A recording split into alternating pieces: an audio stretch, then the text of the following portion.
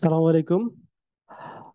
Free cyber security training এ আপনাদের সবাইকে স্বাগত জানাচ্ছি।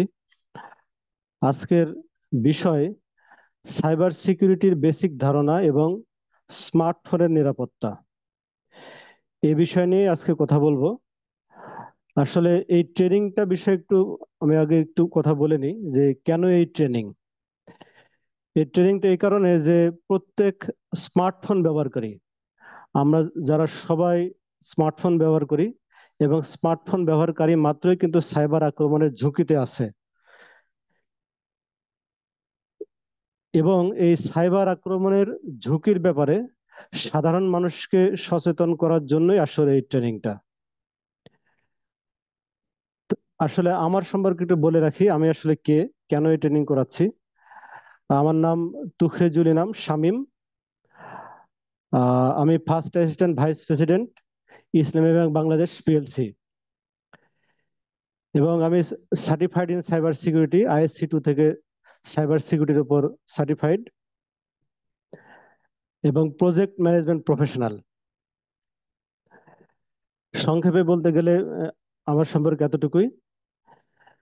এখন একটা প্রশ্ন সবার অনেকেই করতেছেন যে এটা কোনো অফিসিয়াল ট্রেনিং কিনা। আমি জানি যে ইসলামী ব্যাংকের অনেকেই এখানে যুক্ত হয়েছেন, এই জন্য অনেকে মনে করছেন হয়তো এটা কোনো অফিসিয়াল ট্রেনিং কিনা বা এরপরে সার্টিফিকেট দেওয়া হবে কিনা। আসলে এটা কোনো অফিসিয়াল ট্রেনিং না, এটা আমার ব্যক্তিগত উদ্যোগেই মানুষকে সচেতন করার জন্য এই ট্রেনিংটা। এটা আজকে ফ্রি ক্লাস, এবং এই ফ্রি ক্লাসের মাধ্যমে আমরা স্মার্টফোনের নিরাপত্তা সংশ্লিষ্ট বিষয় আমরা জানার চেষ্টা করব। কাদের জন্য এই ট্রেনিং? এই ট্রেনিংটা আসলে সকল স্মার্টফোন ব্যবহারকারীর জন্য, যারা স্মার্টফোন ব্যবহার করছেন তাদের সকলের জন্যই কিন্তু এই ট্রেনিং।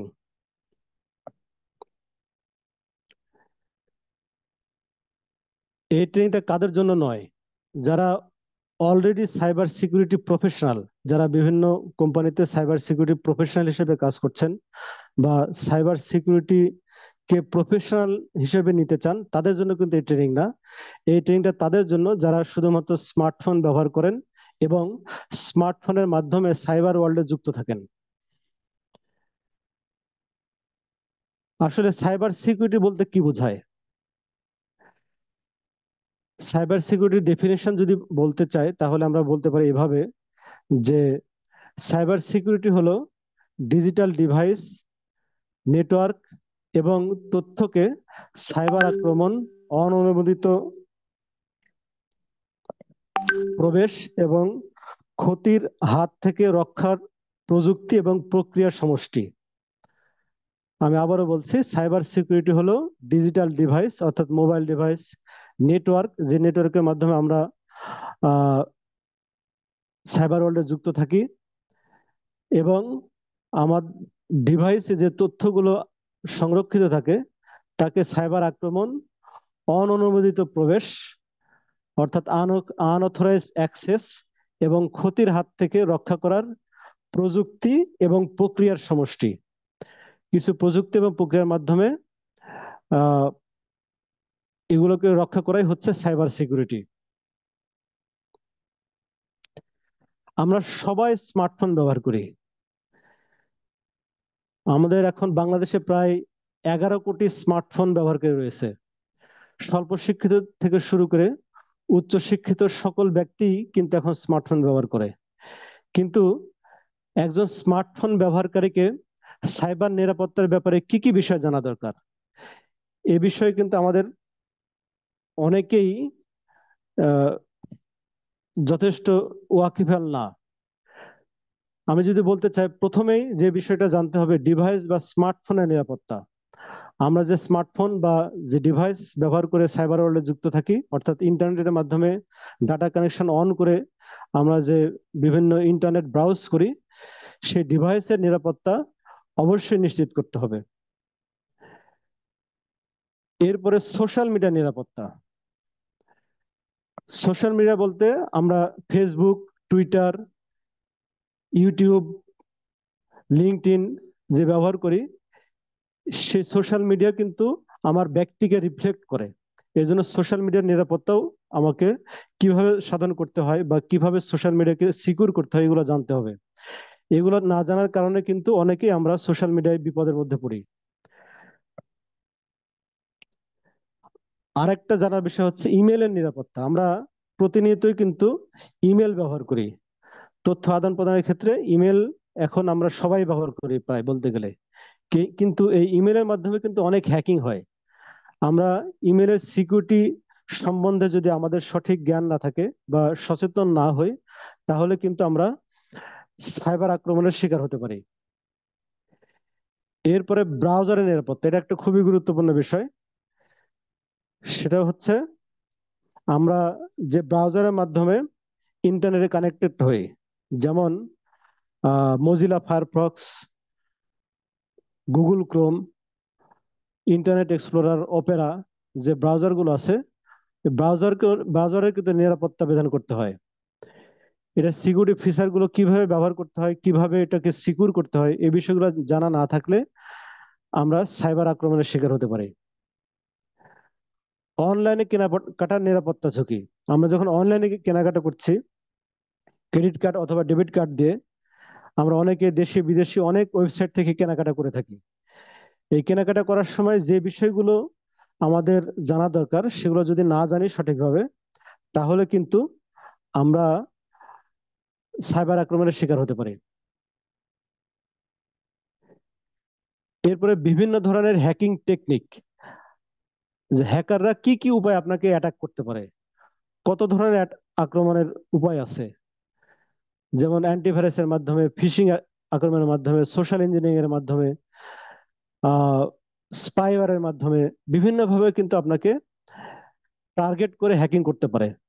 এজন্য কি কি উপায়ে আপনাকে টার্গেট করে হ্যাকিং করতে পারে বা আপনার কে আহ, বিপদে ফেলতে পারে, এই বিষয়গুলো যদি জানা না থাকে, তাহলে কিন্তু আমরা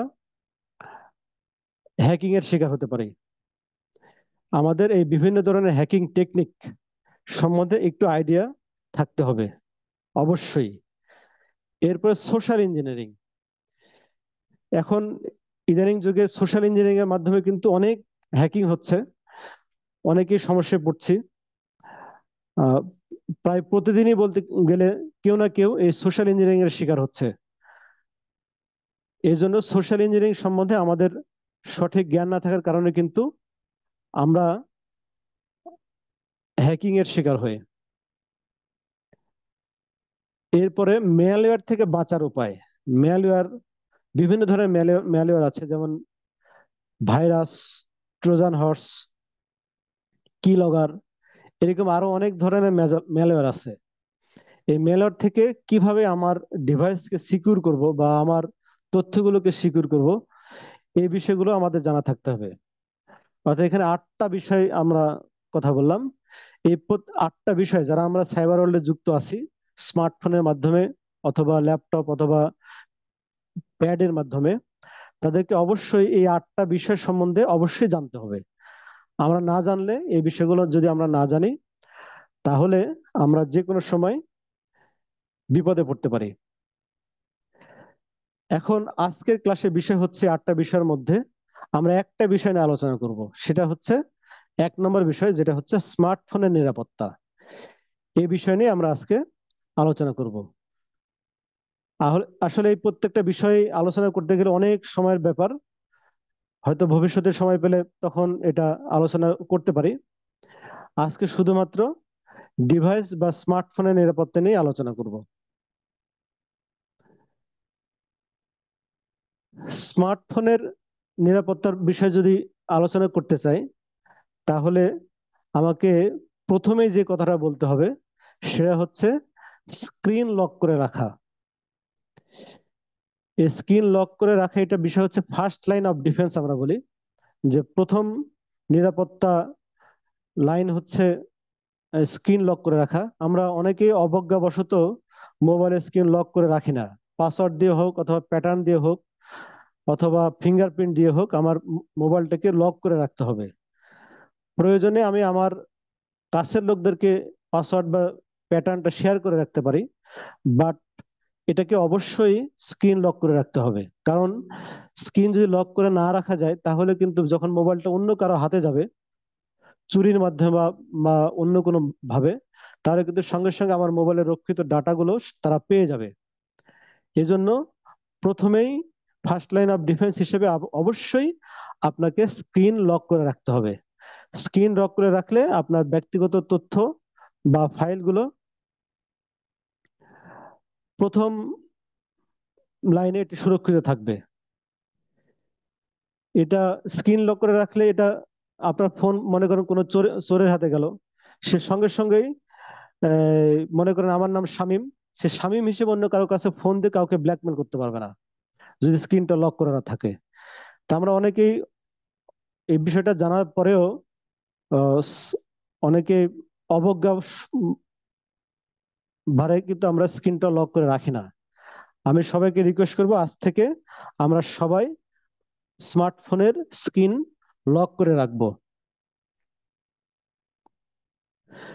কিভাবে স্ক্রিন লক চালু করবেন মোবাইলে এটা আমরা অনেকে জানি, তারপরেও একটা মোবাইলে দেখে দিচ্ছি। আপনারা সেটিং এ গেলে কিন্তু এই স্ক্রিন লকের অপশন পাবেন। এখানে স্ক্রিন লকে face unlock, fingerprint, screen lock বিভিন্ন অপশন আছে, বা পাসওয়ার্ড প্রোটেকশন, যে কোনো একটা মাধ্যমে আপনারা এই লকটা করে রাখতে পারেন। এক বা একাধিক উপায়ে কিন্তু লক করতে চালু করতে পারেন। এটা এক এক মোবাইলে এক এক ধরনের সেটিং এর পাওয়া যায়। যে কোনো মোবাইলের সেটিং এ যে আপনারা সার্চ করলে যে স্ক্রিন লক বা পাসওয়ার্ড প্রোটেকশন এভাবে লিখলে কিন্তু আপনারা এই অপশনগুলো পেয়ে যাবেন। তখন সেখান থেকে এই স্ক্রিন লক অপশনটা চালু করতে পারবেন। এরপরে আরেকটা বিষয় হচ্ছে অ্যাপ লক অপশন। যে মোবাইলে যে অ্যাপগুলো আছে এই অ্যাপগুলোকে কিন্তু আমরা লক করে রাখতে পারি। যেমন আপনার মোবাইলে পেমেন্ট অ্যাপ আছে, বিশেষ করে বিকাশ, সেলফিন বা নগদ, এরকম যে পেমেন্ট করা যায় যেসব অ্যাপের মাধ্যমে, তো সেসব অ্যাপগুলো কিন্তু আমরা লক করে রাখতে পারি। ফার্স্ট গেল স্ক্রিন লক, এরপরে কিন্তু অ্যাপ লক। কোনো কারণে কেউ যদি স্ক্রিন লক দিয়ে ঢুকেও যায় মোবাইলে, তারপরেও সে গুরুত্বপূর্ণ অ্যাপগুলো যদি আপনি লক করে রাখেন, তাহলে কি হবে যে সে আপনার আর্থিক ক্ষতি থেকে আপনি কিন্তু রক্ষা পাবেন। বা অনেক গুরুত্বপূর্ণ ফাইল যে ফোল্ডারে বা যে ডিরেক্টরিতে আছে সেই ডিরেক্টরি বা ফোল্ডারটাও কিন্তু আপনি লক করে রাখতে পারবেন। তাহলে কি হবে, আপনার তথ্যগুলো অন্যের হাতে যাবে না এবং ফাইন্যান্সিয়াল লস বা আর্থিক ক্ষতি থেকে আপনি মুক্ত থাকতে পারবেন।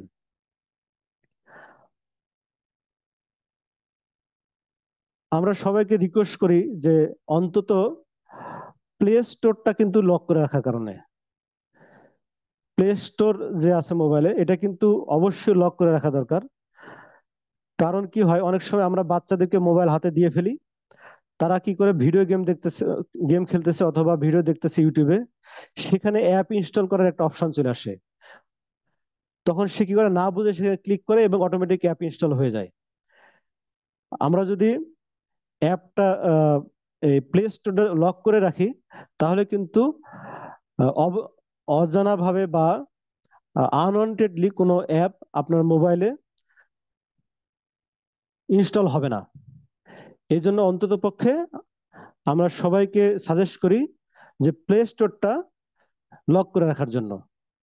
তাহলে আপনি অনেক আনওয়ান্টেড হ্যাজার্ড থেকে বেঁচে থাকবেন। How to enable app lock, কিভাবে অ্যাপ লক চালু করবেন, এটা মোবাইল টু মোবাইল এক এক ধরনের সেটিং হতে পারে। আমরা এখানে জাস্ট একটা মোবাইলের অপশন দেখিয়েছি। আপনার মোবাইলে অ্যাপ লক সেটিং এ যে অ্যাপ লক দিয়ে সার্চ দিলে কিন্তু আপনি অ্যাপ লকের অপশন পেয়ে যাবেন।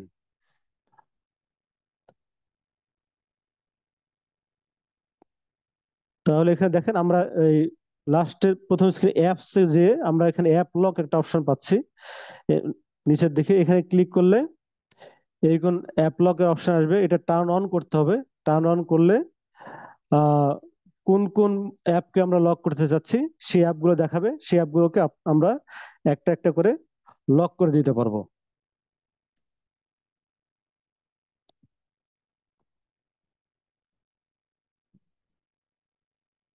এরপর আরেকটা বিষয় হচ্ছে অজানা উৎস থেকে অ্যাপ্লিকেশন ইনস্টল না করা।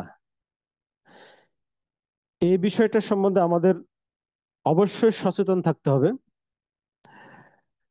যে যদি আমরা যে মোবাইলগুলো ব্যবহার করি নর্মালি, যে অ্যান্ড্রয়েড ফোন প্লে স্টোর এবং অ্যাপলের যে অ্যাপল স্টোর, আইফোনের ক্ষেত্রে অ্যাপল স্টোর প্রযোজ্য, প্লে স্টোর বা অ্যাপল স্টোর ছাড়া অন্য কোনো অ্যাপ কোথাও থেকে অ্যাপ ইনস্টল করা যাবে না। এটা আপনাদের অবশ্যই মাথায় রাখতে হবে। প্লে স্টোর বা অ্যাপল স্টোর ছাড়া বা অনুমোদিত কোনো হোয়াই হোয়াই ফোনের জন্য হোয়াই স্টোর আছে, এরকম অনুমোদিত বা ট্রাস্টেড সোর্স ছাড়া কোনো অ্যাপ আপনার মোবাইলে ইনস্টল করা যাবে না।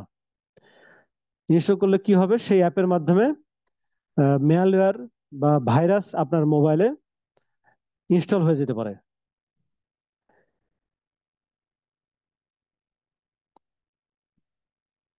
এই অননুমোদিত অ্যাপ ইনস্টল কিভাবে বন্ধ করবেন? আপনার মোবাইলে যাতে আনট্রাস্টেড অ্যাপ কোনোভাবেই ইনস্টল না হয়, এটা কিন্তু সেটিং থেকে বন্ধ রাখা যায়। সেটা কিভাবে করবেন? সে এটাও এক এক মোবাইলের ক্ষেত্রে এক এক ধরনের। এটা অ্যাপের ক্ষেত্রে যে ইনস্টল আননোন অ্যাপস এরকম একটা অপশন আছে সেটিং এ। সেটিং এ গেলে আপনার বিভিন্ন রকম অপশন দেখাবে বা অ্যাপ দেখাবে, কোথা থেকে আমি নট অ্যালাউ করতে যাচ্ছি। সবগুলোর ক্ষেত্রে আমি নট অ্যালাউড করে দেবো। তাহলে কোথাও থেকে কোনো শুধুমাত্র মাত্র প্লে স্টোর অ্যালাউ থাকবে, ছাড়া অন্য সব কিছুর থেকে এটা নট অ্যালাউড করে দেব। তাহলে কি হবে, যে প্লে স্টোর ছাড়া অন্য কোথাও থেকে আপনার মোবাইলে অ্যাপ ইনস্টল হবে না। এই ইনস্টল আননোন অ্যাপস এটা যদি আমরা বন্ধ রাখি, তাহলে আনওয়ান্টেড বা স্পাইওয়ার অ্যাপ আপনার মোবাইলে ইনস্টল হওয়া থেকে আপনি মুক্তি পাবেন।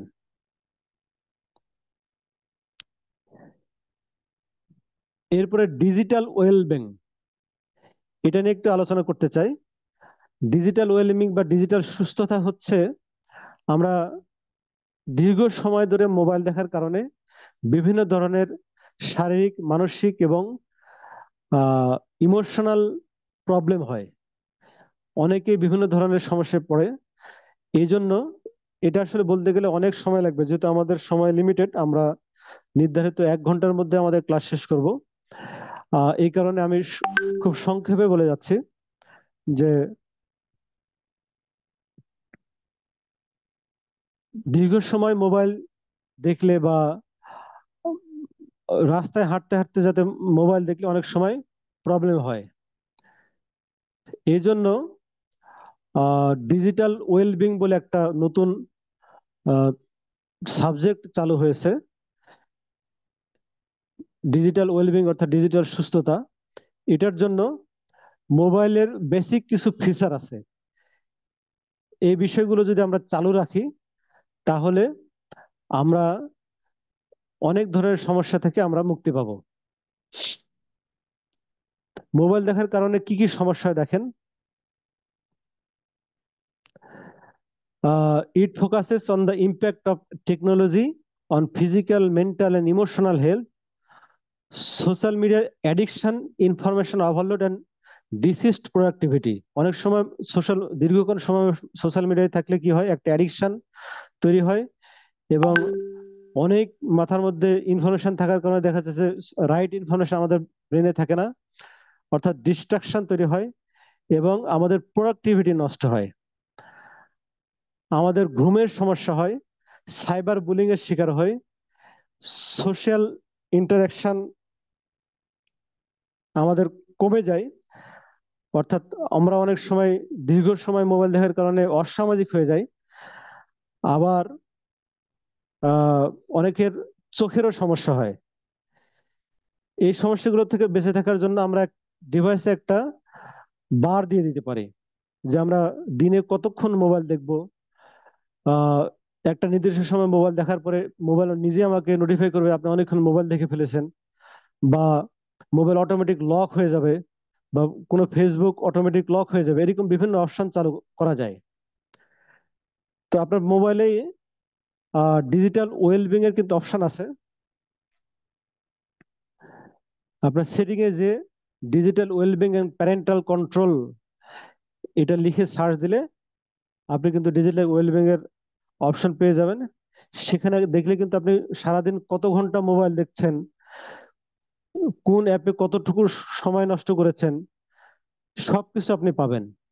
তো এখান থেকে কিন্তু আপনার রেস্ট্রিকশন আরোপ করা যায়, যে আপনি ফেসবুক কতক্ষণ সময় দেখবেন আগে থেকে প্ল্যান করে রাখবেন, একটা মোবাইল কতক্ষণ আপনি দেখবেন, আহ টানা কতক্ষণ দেখবেন, দিনে কতক্ষণ দেখবেন, উইকলি কতক্ষণ দেখবেন।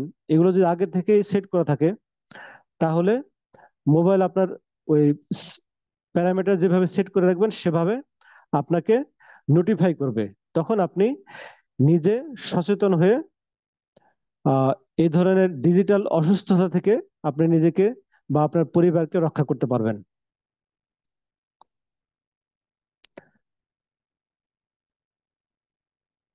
এরপর আরেকটা গুরুত্বপূর্ণ ফিচার আছে, এটা আমরা অনেকে জানি কিন্তু ব্যবহার করি না।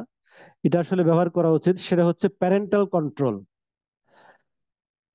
আমাদের পরিবারে দেখা যায় যে আমাদের ছেলে মেয়ে অনেকেই মোবাইল ব্যবহার করে, সবার আলাদা মোবাইল আছে, কিন্তু তাকে এই মোবাইলের প্রতি অ্যাডিকশন থেকে দূরে রাখার জন্য কিন্তু আমরা প্যারেন্টাল কন্ট্রোল সার্ভিসটা ব্যবহার করতে পারি। এটা ব্যবহার করলে কি হবে, যে সে কতক্ষণ মোবাইল দেখছে, কি মোবাইলে কি দেখছে, সবকিছু আমরা মনিটর করতে পারবো। সে কোন অ্যাপ ইনস্টল করছে, কোন অ্যাপে কতক্ষণ টাইম দিচ্ছে, সবকিছু আমরা মনিটর করতে পারবো।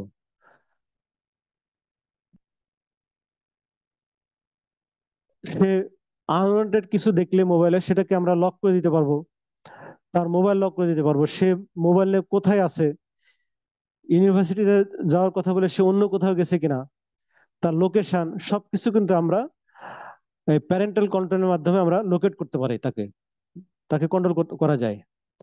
তা আমরা আমাদের পরিবারকে ডিজিটাল অ্যাডিকশন থেকে রক্ষা করার জন্য পরিবারের এক কর্তা ব্যক্তি যিনি, তিনি এই প্যারেন্টাল কন্ট্রোলটা সার্ভিসটা ব্যবহার করতে পারেন, এবং এটা ব্যবহার করা উচিত। আধুনিক যুগে আমরা যেভাবে সবাই বিশেষ করে বাচ্চারা মোবাইল অ্যাডিক্টেড হয়ে যাচ্ছে, এই প্যারেন্টাল কন্ট্রোলের মাধ্যমে কিন্তু সেই অ্যাডিকশন কিছুটা হলেও কমিয়ে ফেলা সম্ভব। প্যারেন্টাল কন্ট্রোল কিভাবে চালু করব? আহ এটা সেটিং এ গেলে আমরা ডিজিটাল ওয়েলবিং এবং প্যারেন্টাল কন্ট্রোল নামে একটা অপশন পাবো। এটা এক এক মোবাইলে এক এক নামে থাকতে পারে, এটা একটু মোবাইল স্পেসিফিক কিভাবে আছে সেটা একটু দেখে নিতে হবে। দেখে তারপর সেখান থেকে প্যারেন্টাল কন্ট্রোল একটা অপশন আছে, সেটাকে চালু করতে হবে। চালু করার পরে এরপর স্টেপ বাই স্টেপ এটাকে ব্যবহার করতে হবে, যে কোনটা, কোন মোবাইলটা প্যারেন্ট হবে, কোন মোবাইলটা চাইল্ড হবে। এভাবে প্রত্যেকটা মোবাইল আমরা মোবাইলে প্যারেন্টাল কন্ট্রোল অপশনটা চালু করতে পারি। অফলাইন ট্র্যাকিং, এই বিষয়টা সম্বন্ধে আমরা কিন্তু অনেকেই জানি না। আপনি কখনো লক্ষ্য করেছেন কিনা যে আপনি জাস্ট মোবাইল আপনার কাছে আছে, দুই বন্ধু মিলে আপনারা জাস্ট কথা বলছেন যে একটা কার কিনবেন, কিছুক্ষণ পরে ফেসবুকে দেখলেন যে আপনার কারের অ্যাড চলে আসছে। এটা কিভাবে হয়? এটা আসলে অফলাইন ট্র্যাকিং। অনেক অ্যাপই আপনাকে অফলাইন ট্র্যাকিং করে, অর্থাৎ আপনি আপনি ফেসবুক ব্যবহার করছেন না, তারপরে ফেসবুক কিন্তু আপনাকে ট্র্যাক করে, আপনি কি কথা বলছেন, কার সাথে কথা বলছেন, কোথায় যাচ্ছেন, সবকিছু ট্র্যাক করে। এই ট্র্যাক করার কারণে কি হয়, আপনাকে অনেক সময় আপনি প্রোডাক্ট হয়ে যান, আপনাকে আনওয়ান্টেড অনেক অ্যাড চলে আসে মোবাইলে, যেটা আপনি এক্সপেক্ট করেন নাই।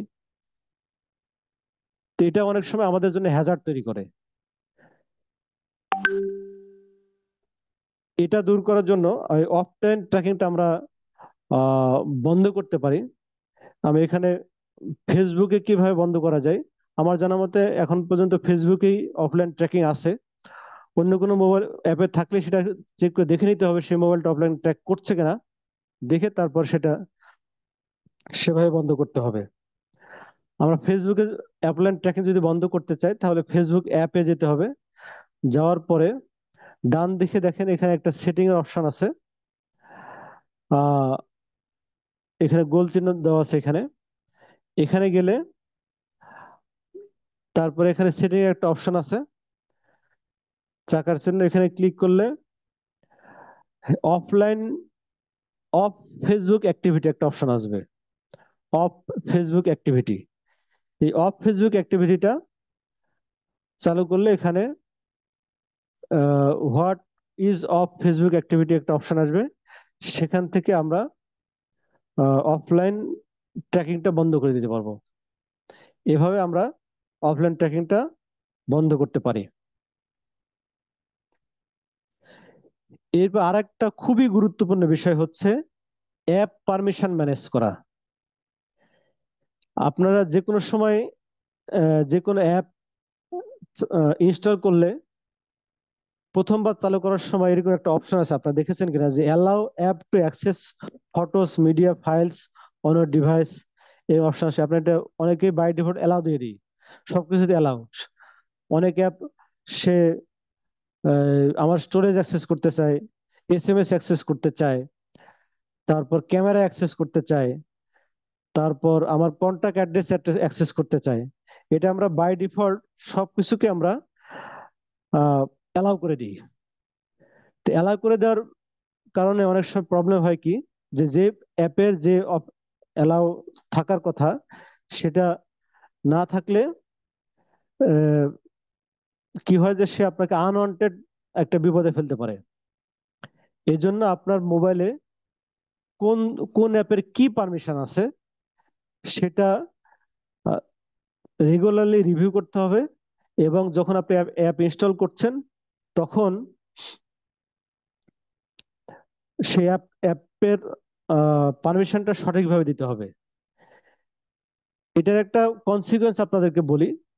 মনে করেন যে আহ, একটা অ্যাপকে আপনি আপনার স্টোরেজের পারমিশন দিয়ে দিয়েছেন, তাহলে কি হবে, সেই অ্যাপটা আপনার অজান্তেই, কিন্তু সেটা যদি স্পাইওয়্যার অ্যাপ হয় বা কোনো ট্রাস্টেড অ্যাপ না হয়, তাহলে কি করতে পারে, সে আপনার স্টোরেজ থেকে আপনার গুরুত্বপূর্ণ ফাইল বা গুরুত্বপূর্ণ ছবি বা ব্যক্তিগত ছবি সে কিন্তু এটাকে পাবলিক করে দিতে পারে।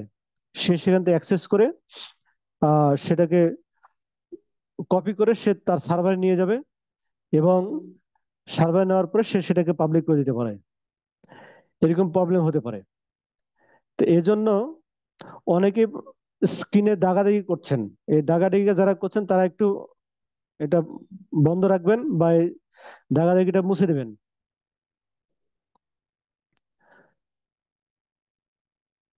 আপনাদের আমার ক্লাস শেষ হলে ক্লাসে প্রশ্নোত্তর সেশন থাকবে, তখন আমি আনমিউট করে সবাইকে একে একে কোশ্চেন করার সুযোগ দেব, তখন আপনারা কোশ্চেন করতে পারবেন।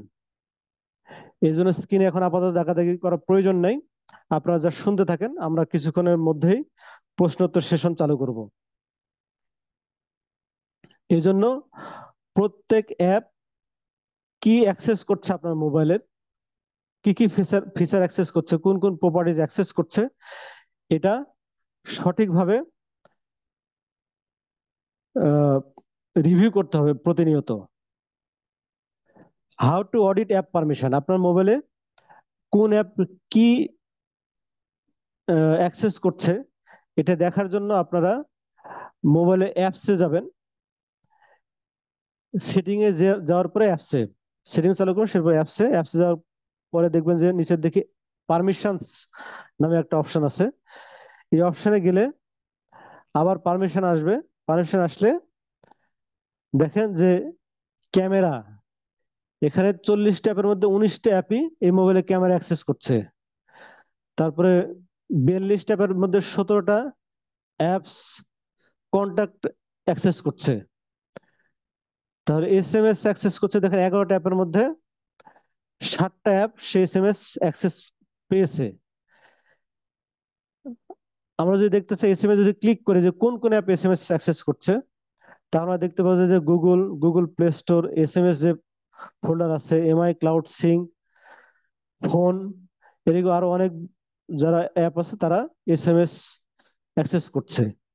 তো এখন এখান থেকে কোন কোন মোবাইলের বা কোন অ্যাপের এসএমএস এর পারমিশন দরকার আর কোনটা দরকার নয়, এটা আপনাকে বুঝে যেটা দরকার নাই সেটাকে আপনাকে পারমিশনটা ডিনাই করে দিতে হবে, যাতে সে আর এটা অ্যাক্সেস করতে না পারে।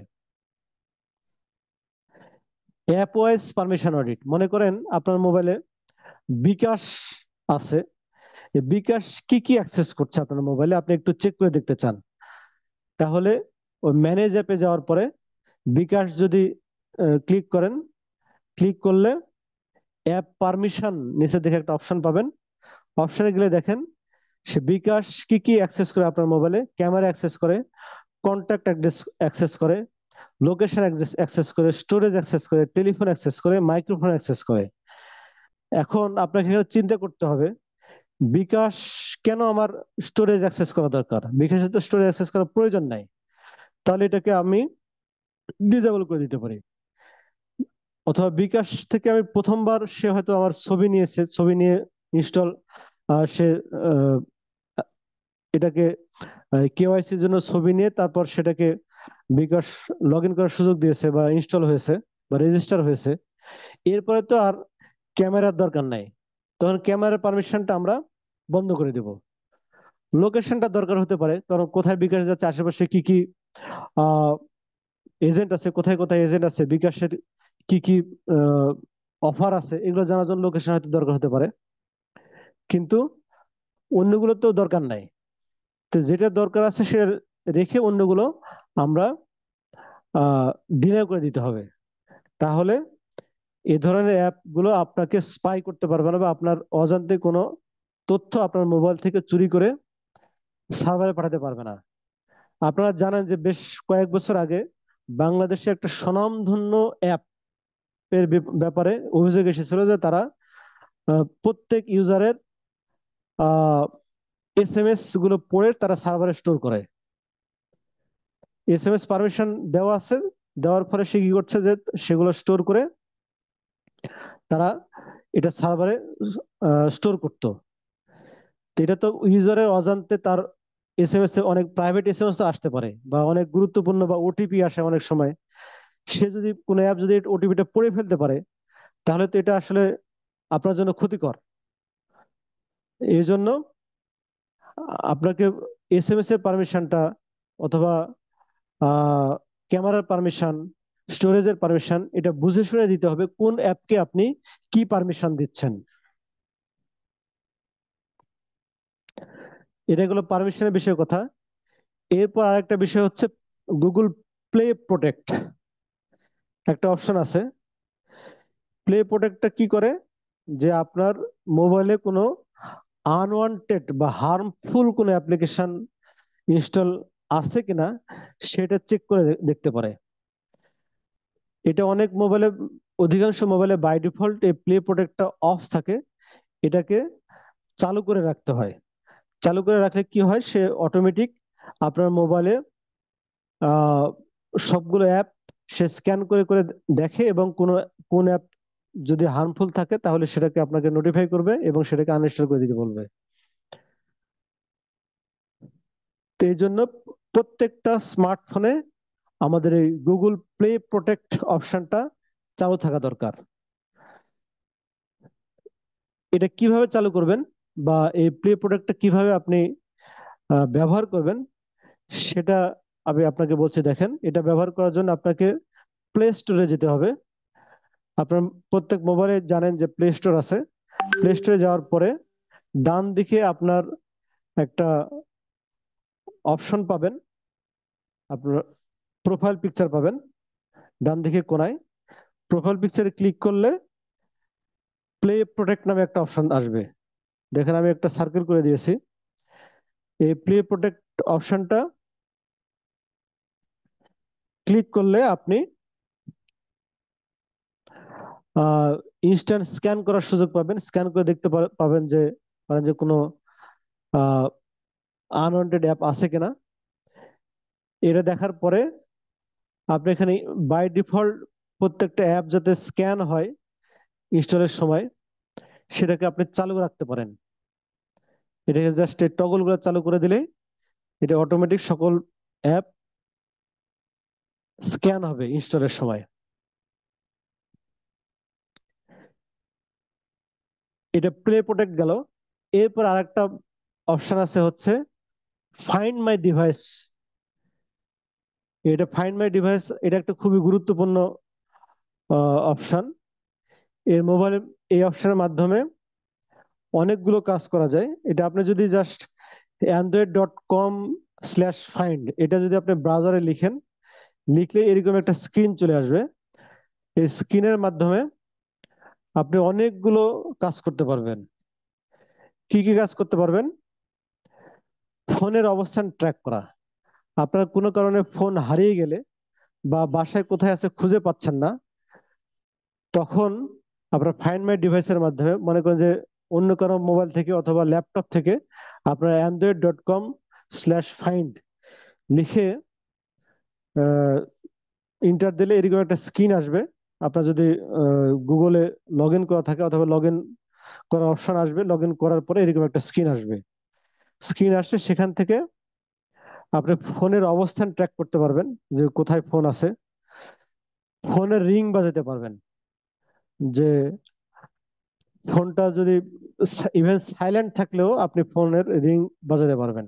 ফোন করে সাইলেন্ট করে রাখছেন, তারপরে কিন্তু রিং বাজাতে পারবেন, তখন ফোনটা খুঁজে পেতে পারেন। এরপরে যদি ফোন চুরি হয়ে যায় বা এটা অন্য কারো হাতে চলে যায়, তাহলে ইনস্ট্যান্ট আপনি ফোন লক করে দিতে পারবেন।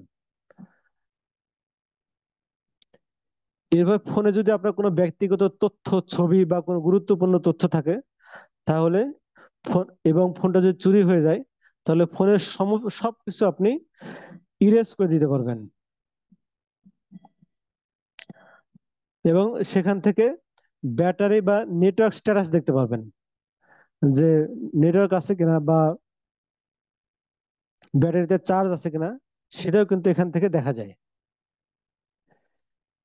তো আপনাদেরকে পরামর্শ হচ্ছে যে আপনারা সবাই ফাইন্ড মাই ডিভাইস অপশনটা চালু করবেন, এবং যাদের ল্যাপটপ আছে তারা ল্যাপটপে এটাকে ইনেবল করে রাখবেন। কোনো কারণে আপনার ফোন যদি হারিয়ে যায় বা অন্য কারো হাতে চলে যায়, তাহলে ল্যাপটপে এসে আপনার ফোনটাকে বা মোবাইল কম্পিউটারে এসে আপনার ফোনকে অবস্থান ট্র্যাক করতে পারবেন, অথবা লক করে দিতে পারবেন, অথবা ইরেজ করে দিতে পারবেন।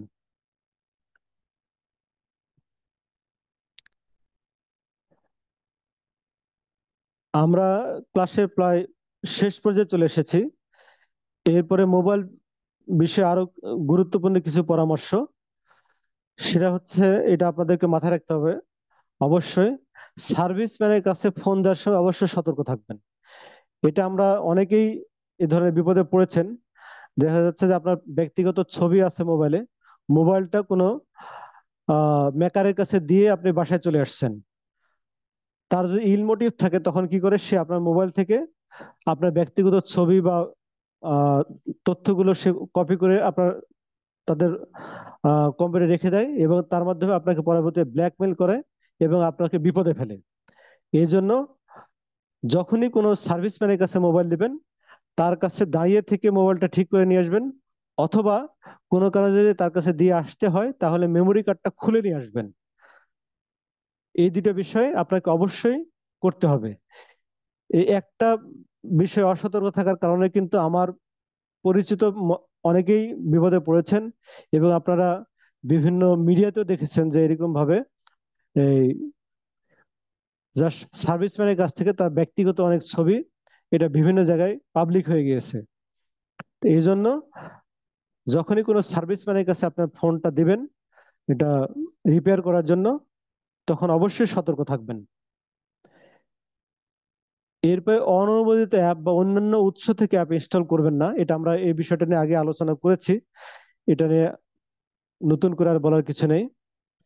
এরপর আরেকটা গুরুত্বপূর্ণ বিষয় হচ্ছে ফ্রি বা পাবলিক ওয়াইফাই এড়িয়ে চলবেন। কোথাও গেছেন যে সেখানে দেখেন যে ফ্রি ওয়াইফাই আছে বা পাবলিক ওয়াইফাই আছে, ফ্রি বা পাবলিক ওয়াইফাই ব্যবহার করে আপনি ইন্টারনেট ব্রাউজ করবেন না। সেক্ষেত্রে আপনার ফ্রি বা পাবলিক ওয়াইফাই দিয়ে যদি আপনি আহ, আপনার মোবাইল ব্যবহার করেন, তাহলে কি হবে, আপনার মোবাইলের ডাটাগুলো তারা সেখানে ট্র্যাক করে ফেলতে পারে। আপনার ফ্রি বা ওয়াইফাই এর মাধ্যমে ধরেন আপনি কোনো ইন্টারনেট ব্যাংকিং লগ ইন করেছেন, তাহলে তাদের যদি ইল মোটিভ থাকে, তাহলে ইন্টারনেট ব্যাংকিং এর ইউজার নেম পাসওয়ার্ড তারা নিয়ে ফেলতে পারবে, বা আপনার ফেসবুক ইউজার পাসওয়ার্ড তারা হ্যাক করে ফেলতে পারবে। এই জন্য অনেকেই ফেসবুকে হ্যাকিং এর শিকার হচ্ছে, তাদের ইউজার নেম পাসওয়ার্ড হারিয়ে ফেলেন।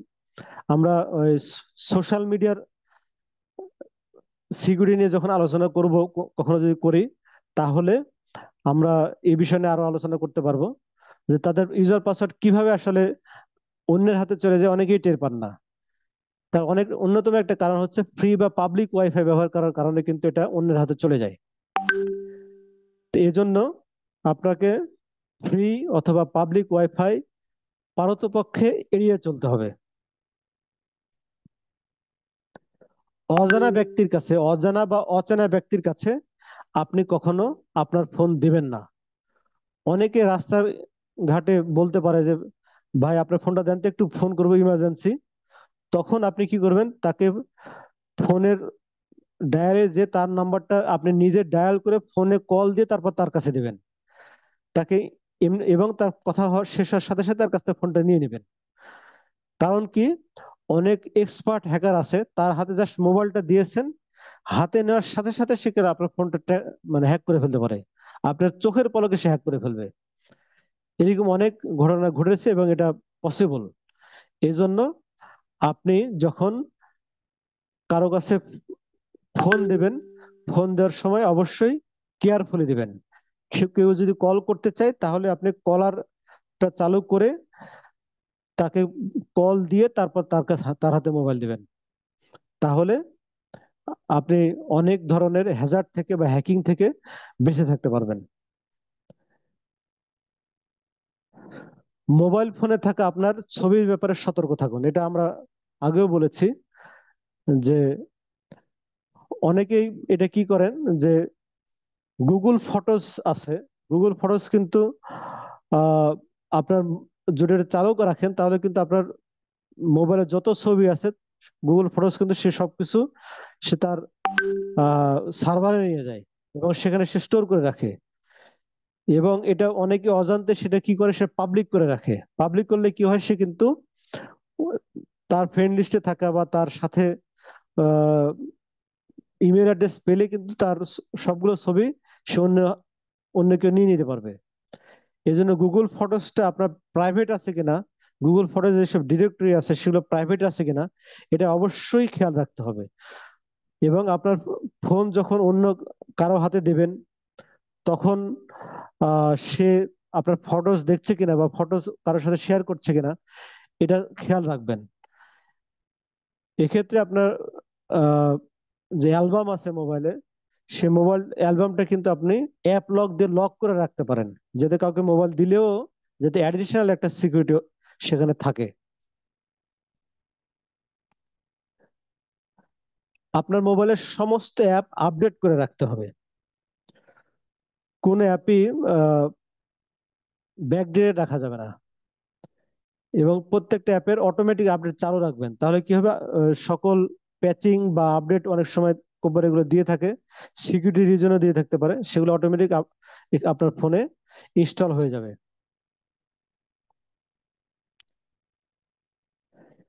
নিয়মিত আপনার ডিভাইস স্ক্যান করবেন, যে গুগল প্লে প্রোটেক্ট যেটা আছে সেটা দিয়ে, অথবা আপনার মোবাইলে অ্যান্টিভাইরাস বাই ডিফল্ট এখন অনেক অধিকাংশ মোবাইলে থাকে, সেই অ্যান্টিভাইরাস দিয়ে আপনার উইকলি হোক মান্থলি হোক একবার করে আপনার ডিভাইসটা স্ক্যান করে নেবেন। আনওয়ান্টেড কিছু থাকলে তখন সেটা ধরা পড়বে, আপনি সেটাকে রিমুভ করতে পারবেন। এরপর একটা গুরুত্বপূর্ণ বিষয় হচ্ছে, এটা আসলে আলাদা বুলেট পয়েন্ট হওয়ার কথা ছিল, এটা একসাথে হয়ে গেছে কোনো কারণে, সেটা হচ্ছে হোয়াটসঅ্যাপ, টেলিগ্রাম, ইমো, মেসেঞ্জারে আসা ফিশিং লিঙ্কের ব্যাপারে সতর্ক থাকবেন। এটা খুবই আহ, গুরুত্বপূর্ণ বিষয়। এখন অধিকাংশ ক্ষেত্রেই অনেকেই হোয়াটসঅ্যাপ এটা ইনফেক্টেড হয়ে যায়, দেখা যায় তার হোয়াটসঅ্যাপ থেকে তার কন্ট্যাক্ট লিস্টে থাকা সকলের ফোনে অটোমেটিক মেসেজ চলে যাচ্ছে। আপনি ঘুমাইছেন অথচ আপনার ফোন থেকে অটোমেটিক মেসেজ চলে যাচ্ছে। তো এটা যাতে না যায়, এটা হয় কি কারণে, আপনার হোয়াটসঅ্যাপে অনেক সময় বিভিন্ন ধরনের ফিশিং লিংক আসে, যে আপনি আহ, 1 কোটি টাকা পুরস্কার পেয়েছেন, এটা ক্লেম করার জন্য এই লিঙ্কে ক্লিক করেন। তো আপনাকে বুঝতে হবে যে কোন লিঙ্কটা ফিশিং লিঙ্ক, কোন লিঙ্কটা ভ্যালিড লিঙ্ক, এটা কিন্তু আপনাকে জানতে হবে। কোনটা ফিশিং লিঙ্ক কোনটা ভ্যালিড লিঙ্ক এটা যদি না জানেন, এটা চেনার অনেক উপায় আছে। এটা আসলে এই ফিশিং লিঙ্ক চেনার উপায়, এটা নিয়ে আসলে একটা দীর্ঘ 1 ঘন্টা ক্লাস করা পসিবল। তো আপনারা ইউটিউবে সার্চ দিয়ে বা বিভিন্ন বই আছে এ ধরনের, বা বিভিন্ন ওয়েবসাইট আছে কিভাবে ফিশিং লিঙ্ক চেনা যায়, এগুলা দেখে আপনার ফিশিং লিঙ্ক কিন্তু আপনাকে চিনতে হবে, জানতে হবে। না জানলে কিন্তু আপনার মোবাইল ইনফেক্টেড হয়ে যেতে পারে। এবং আমরা দেখেছি অনেক হাইলি টেকনিক্যাল পারসন বা অনেক গুরুত্বপূর্ণ ব্যক্তিরাও কিন্তু এই ফিশিং লিঙ্কের ব্যাপারে সতর্ক না থাকার কারণে তাদের মোবাইল ইনফেক্টেড হয়ে গেছে এবং তাদের মোবাইল থেকে আনওয়ান্টেড মেসেজ সবার কন্টাক্ট লিস্টে থাকা সবার মোবাইলে অটোমেটিক চলে গেছে। এই জন্য ফিশিং লিঙ্কের ব্যাপারে আপনাকে অবশ্যই সতর্ক থাকতে হবে।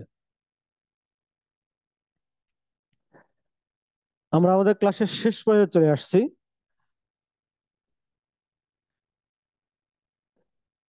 আহ,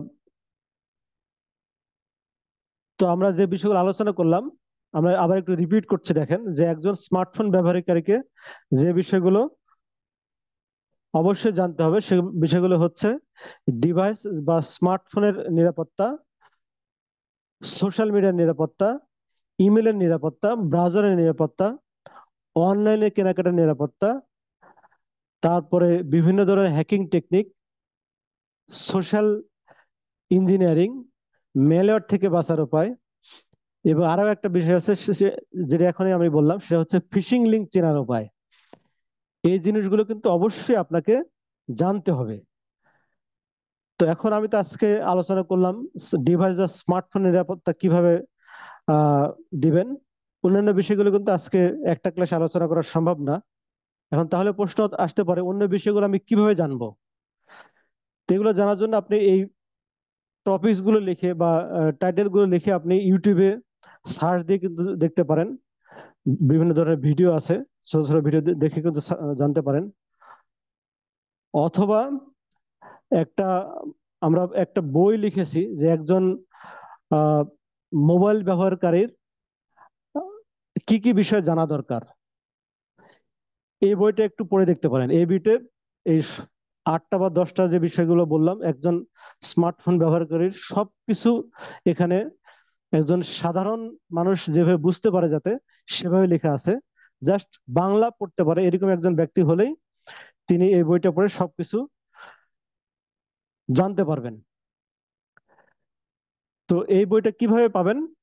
আপনারা এই ওয়েবসাইটে যদি যান cyberknowledge.com, এখানে যেয়ে কিন্তু এই বইটা অর্ডার করে নিতে পারেন। এই বইটা কিন্তু ইবুক, এটা কিন্তু প্রিন্টেড বুক না, ইবুক। ইবুক কেন? কারণ আসলে সাইবার সিকিউরিটি বিষয়গুলো আহ এটা সব সময় চেঞ্জ হয়। এই জন্য ইবুক হলে কি সুবিধা হবে যে আপনি একবার এই বই কিনলে আপনাকে দ্বিতীয়বার কিনতে হবে না। একবার যদি কেনেন তাহলে নেক্সট ভার্সনটা কিন্তু অটোমেটিক পেয়ে যাবেন। এই জন্য সাইবার সিকিউরিটির বিষয়গুলো জানার জন্য ইবুকই বেটার।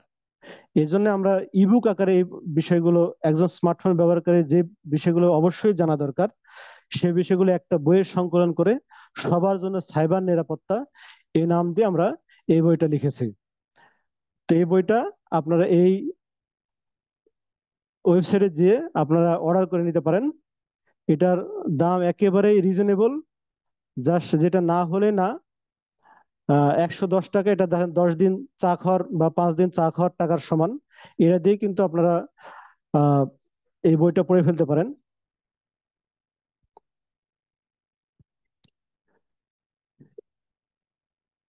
তো আমরা রিকোয়েস্ট করব যে আপনারা এই বইটা পড়বেন অথবা ইউটিউবে সার্চ দিয়ে এই জিনিসগুলো জেনে নেবেন। এখন আমরা প্রশ্নোত্তরে চলে যাচ্ছি। কারো যদি প্রশ্ন থাকে, আমরা আর কিছু সময় পাবো প্রশ্ন উত্তর অ্যান্সার দেওয়ার জন্য। কারো প্রশ্ন থাকলে হ্যান্ড রেস করবেন, যিনি হ্যান্ড রেস করবেন তাকে আমরা আনমিউট করে দেব, তারপর তিনি কথা বলতে পারবেন। আহ প্রথমে হ্যান্ড রেস করেছেন আহ আয়েশা খানম, আপনি আনমিউট করে কোশ্চেন করতে পারেন।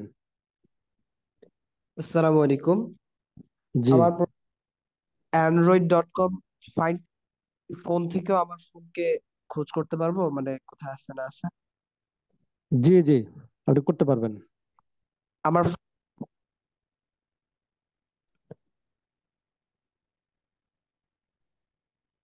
হ্যালো, আপনার জি, কথা হ্যালো। স্পষ্ট শোনা যাচ্ছে না। আপনার মানে কোশ্চেনটা আরেকবার আমার একটু বলবেন? আমার ওই যে অ্যান্ড্রয়েড ফ্ল্যাশ যে আপনার ওই ওয়েব, আমি যদি আমার একটা আছে আপনার অন্য একটা এটার আপনার প্রশ্নটা হয়তো বুঝতে পারছি, আপনার প্রশ্ন কথা ভেঙে ভেঙে আসতেছে। সে হচ্ছে, যে ফোনটা ট্র্যাক করতে যাচ্ছেন ওই ফোনটা আপনার গুগলে অ্যাড থাকতে হবে। আপনার যদি একাধিক ফোন অ্যাড করে রাখেন, যখন আপনি কোনো ফোন কিনবেন, ফোন কিনলে কিন্তু ফোনে আপনার জিমেল কিন্তু অ্যাড করে নিতে হয় বাই ডিফল্ট। যে যে ফোনে আপনার জিমেলটা অ্যাড থাকবে, প্রত্যেকটা ফোনে আপনি ট্র্যাক করতে পারবেন। আচ্ছা আচ্ছা। এরপরে আব্দুর রহমান,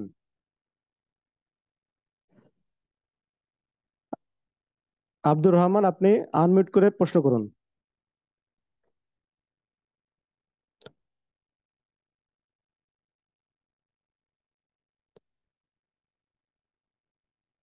আপনি আনমিউট করে কথা বলুন, আব্দুর রহমান।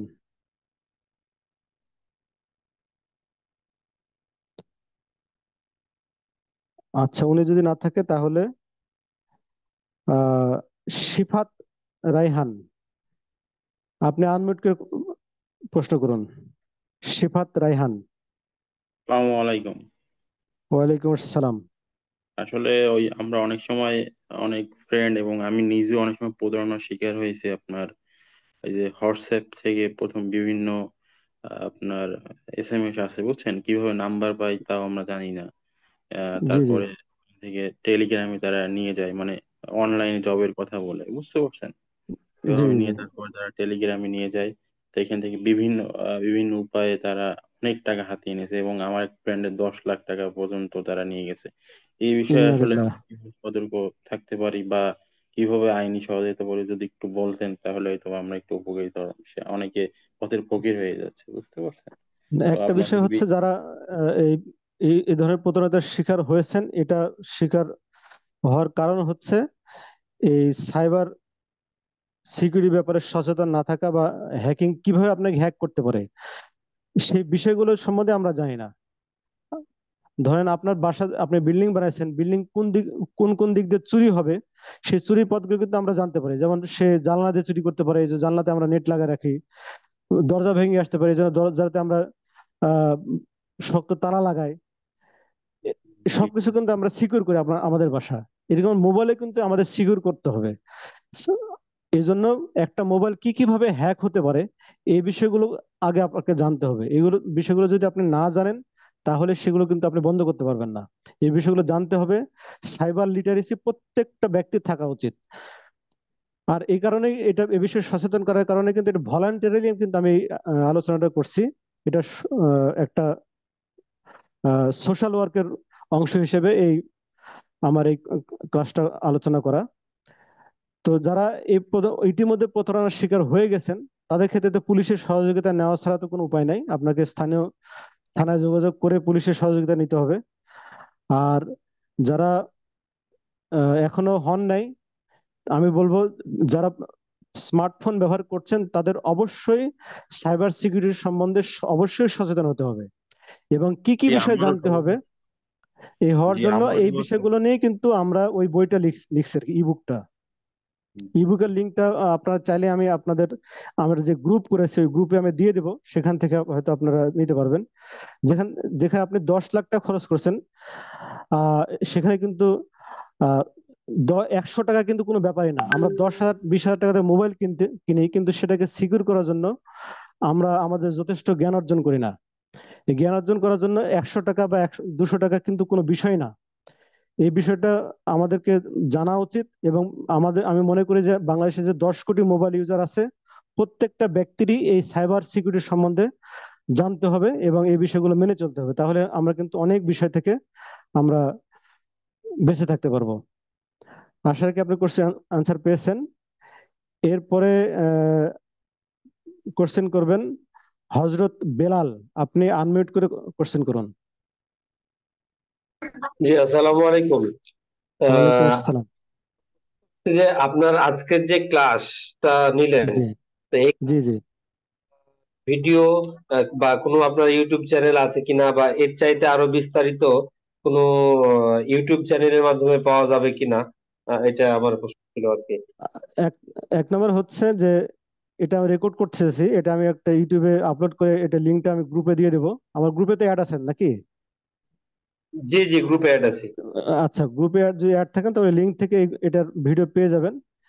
এছাড়াও কিছু সাজেস্টেড ভিডিও আপনাদেরকে আমি প্রদান করব ওই গ্রুপেই। কিভাবে আপনি ফেসবুক আচ্ছা, সিকিউর করবেন, কিভাবে স্ট্রং পাসওয়ার্ড ব্যবহার করবেন, কিভাবে ইমেলের সিকিউরিটি দিবেন, এই বিষয়ে ছোট ছোট ভিডিও আছে আমি ইউটিউবে অনেক। তাই যেগুলো বিষয়গুলো আমি প্রপার মনে করবো সেগুলো আমি এই গ্রুপে দিয়ে দিব, সেখান থেকে দেখে আপনারা জেনে নিতে পারবেন। জি জি, থ্যাংক ইউ সো মাচ। এরপরে আবু কাউসার বলবেন, দুবারিয়া, ময়মনসিংহ।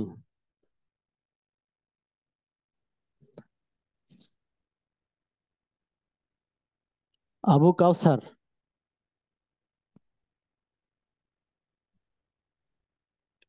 আসসালামু আলাইকুম। ওয়ালাইকুম আসসালাম। জি ভাইজান, আমার হচ্ছে আপনার যে একটা দিলেন ফাইন্ড ইউর ডিভাইস, একটা ডিভাইস থেকে অন্য একটা ডিভাইস আমরা করতে পারি, মোবাইল টোবাইল হারিয়ে গেলে বা কোথায় চলে গেলে। তাহলে এটা জি যদি জি। আমি করতে চাই, আমার তো মনে করেন দুই বা তিনটা মোবাইল আছে। এখন ওইটার জন্য কি ওই যে ওই মোবাইলে যে ইমেলটা আছে এটা কি এই মোবাইলে কানেক্ট থাকতে হবে না কিভাবে এটা? ওই মোবাইলে যে ইমেল দিয়ে লগ ইন করা আছে, আপনার অ্যান্ড্রয়েড হুম। ফোন কেনার সঙ্গে সঙ্গে কিন্তু একটা ইমেল অ্যাড্রেস চাই। হ্যাঁ। ওখানে যে ইমেল অ্যাড্রেস দিয়ে আপনি লগ ইন করেছেন সেই ইমেল অ্যাড্রেস দিয়ে আপনাকে ফাইন্ড করতে হবে।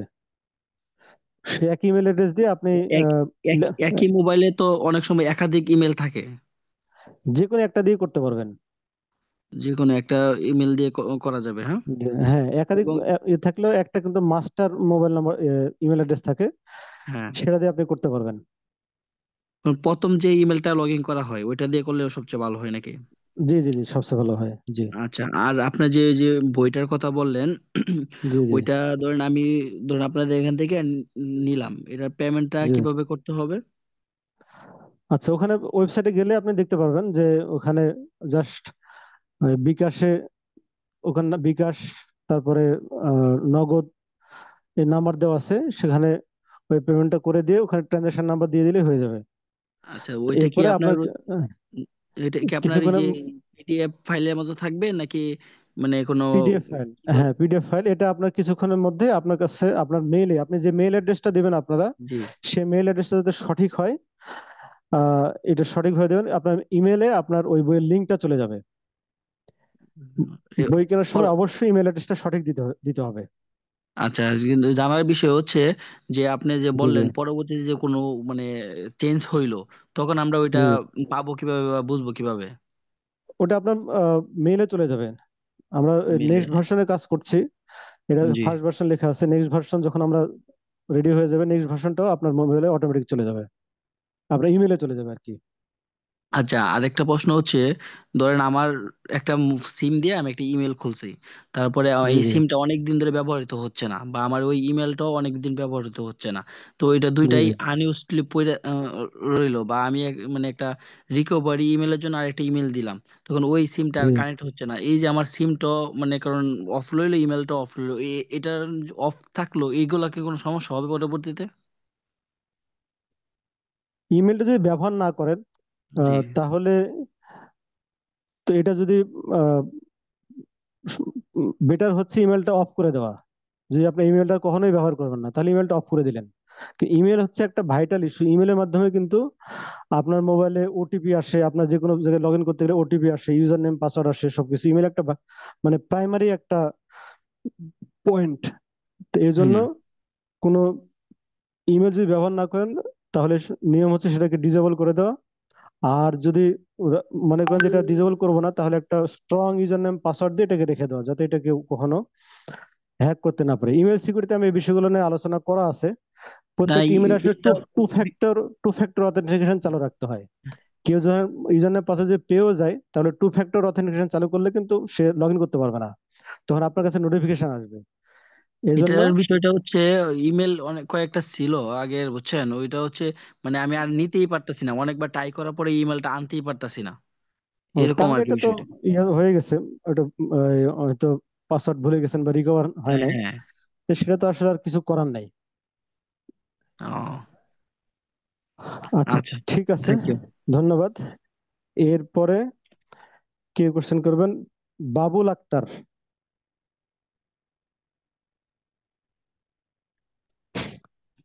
জি, আসসালামু আলাইকুম। ওয়ালাইকুম আসসালাম। জি, আমার একটা কোশ্চেন ছিল। আমি রিসেন্টলি আমার ফোনটা চেঞ্জ করেছি আসলে, ফোন প্রবলেম হওয়ার কারণে। তো এই জি জি ফোন রেকর্ডটা অপশনটা নাই, ফোনের মধ্যে নাই। তো আমি একটা জি। অ্যাপস আসলে ডাউনলোড করার চেষ্টা করেছিলাম, তো সেই অ্যাপস দিয়েও ভালো কাজ হচ্ছে না। এখন এই বাইরের আউটসোর্স থেকে অ্যাপস ডাউনলোড করে চালানোটা কত টাকা নিরাপদ হবে? আর এটার কোনোভাবে আমার নিরাপদ ফোন না। রেকর্ডটা আসলে দরকার হয়, এটা কি করতে পারি? একটু কাইন্ডলি ওভার পরামর্শ দেবেন। এটা ফোন রেকর্ডার তো আপনার প্লে স্টোরে অনেক অ্যাপ আছে, জি সেগুলো জি। দিয়ে করতে হবে। প্লে স্টোরের বাইরে অন্য কোনো সোর্স থেকে আপনার এটা ডাউনলোড করা ঠিক হবে না, ইনস্টল করা ঠিক হবে না, উচিত না। প্লে স্টোর থেকে একটা ডাউনলোড করেছিলাম, কিন্তু ওটা হচ্ছে না, মানে তারপর প্রপারলি কাজ করছে একাধিক না। অ্যাপ এখন আছে, অন্য কোনো। একাধিক অ্যাপ জি আছে, পেইড অ্যাপ অনেক আছে, এটা দিয়ে জি। আপনি ইয়ে করতে পারেন। ঠিক আছে। আপ- আপনার কি কোনো জানা অ্যাপস আছে যেটা ইউজ করলে একটু ভালো এটা রেজাল্ট পাওয়া আমার যায়? ওইরকম জানা নাই, সাজেশন নাই। আচ্ছা। অনেক মোবাইলে তো বাই ডিফল্ট থাকে, যেমন স্যামসাং এ জি বা জি। অপোতে হ্যাঁ এগুলোতে হ্যাঁ বাই হ্যাঁ, আমার ডিফল্ট আগেরটাতে রেকর্ডিং ছিল, অপশন কিন্তু আছে। এটাতে আনফরচুনেটলি নাই, এটাতে আমি পাচ্ছি না উম, যেটা নেক্সট আচ্ছা, মানে এটা। তো ঠিক আছে। ঠিক আছে, ধন্যবাদ। এরপরে রায়হান টেলিকম। রায়হান টেলিকম, আপনি আনমিউট করে কোশ্চেন করুন।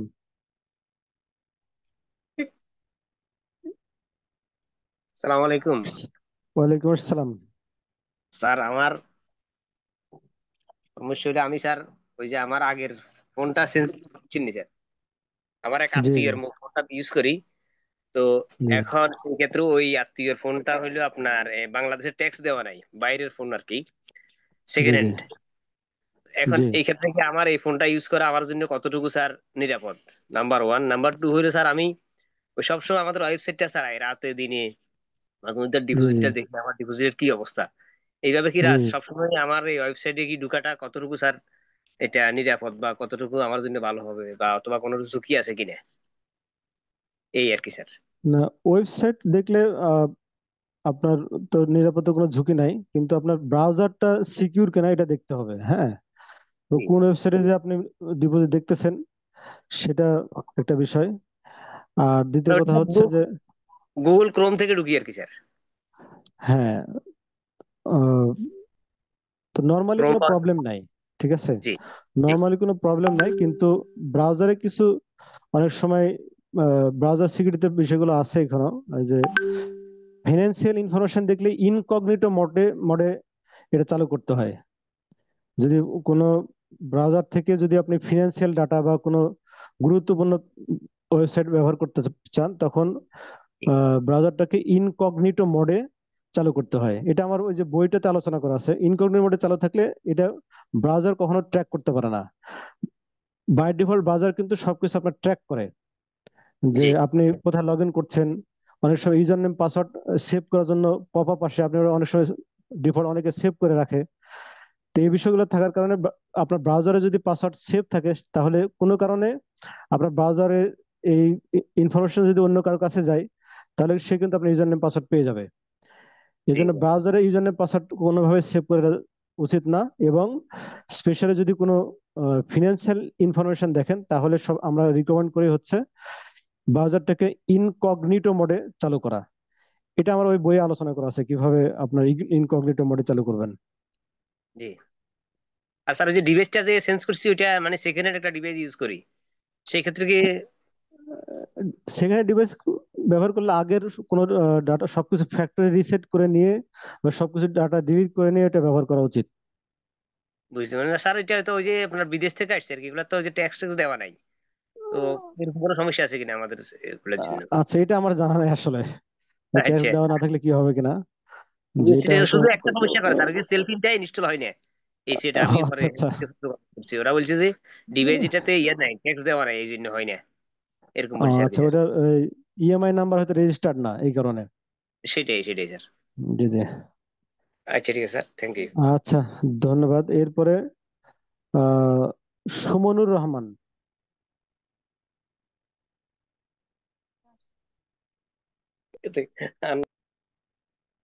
জি, আসসালামু আলাইকুম।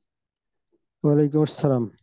হ্যাঁ, আপনার ক্লাসটা আমি শুরু থেকেই করলাম, মানে এত সুন্দর করে বুঝিয়েছেন, খুবই ভালো লাগলো। এখানে মোবাইল ফোন আমরা তো সবাই ইউজ করি এখন, স্মার্টফোন, কিন্তু এই সিকিউরিটির বিষয়গুলো জি, নিয়ে আমরা ধন্যবাদ। সচেতন থাকি না। তো জি ক্লাসের শুরুতে যে কয়েকটা পয়েন্ট আপনি বলেছিলেন, ডিভাইস স্মার্টফোন দিয়ে শুরু করছেন, তারপরে সোশ্যাল মিডিয়া, ইমেইল বা ব্রাউজার বা অনলাইন পারচেজ, এরকম কয়েকটা পয়েন্ট আপনি বলেছেন আপনার ওই বইটাতে। জি। জি সবগুলো সিকিউরিটি ইয়ে করা হয়েছে, টাচ করা হয়েছে কিনা? আর জি, আরেকটা এখানে জানার একজন ছিল। ইউজারের যে যে বিষয়গুলো জানা দরকার, তার ম্যাক্সিমাম সবকিছু এই বইটাতে টাচ করা আছে। আচ্ছা আচ্ছা, তাহলে তো খুবই ভালো যে মানে ওই বইটাতে জি আপনার জি। সবগুলো সিকিউরিটি বিষয়টাই মোটামুটি আমরা কাভার করতে পারবো, মানে জানতে পারবো। জি জি। তো তারপরেও যদি এরকম যেমন আজকে স্মার্টফোন নিয়ে আপনি ক্লাসটা নিলেন, আহ, এর অন্যান্য পয়েন্ট গুলো জি জি। নিয়ে জি কি আলাদা কোনো ক্লাস নেওয়া বা ওভারঅল কোনো ক্লাস আলাদা করে কিছু নিবেন কিনা সেই সংক্রান্ত জানতে আহ চাচ্ছি। হ্যাঁ। নিতে পারি। আহ, আপনারা চাইলে নিতে পারি আর কি। সোশ্যাল না মিডিয়া না, নিয়ে আমাদের আলোচনা চাইলে করা দরকার, আচ্ছা, ইমেল নিয়ে যেমন আলোচনা করা দরকার, এই আর কি। জি আইটি জি। ব্যাকগ্রাউন্ডের লোক হয়েও অনেক সময় আমরা অসতর্ক অসচেতন থাকি, যে এই জিনিসটা এখন অনেক জানা গেল আর কি। সবার জন্য উপকার হলো, সবাই জানলাম, জি জি। সবাই সতর্ক থাকবো। তো জি জি। খুব ভালো, ধন্যবাদ আপনাকে আজকে জি, আমার আপনাকে ক্লাসটা ধন্যবাদ। আমার। জি, ঠিক আছে, খোদা জি হাফেজ। জি, ধন্যবাদ। জি, আসসালামু আলাইকুম।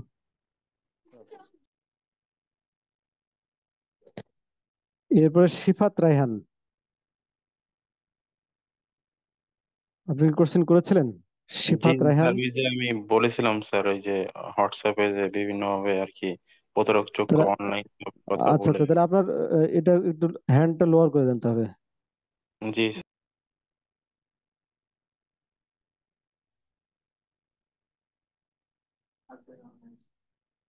এরপরে আরিফুল ইসলাম।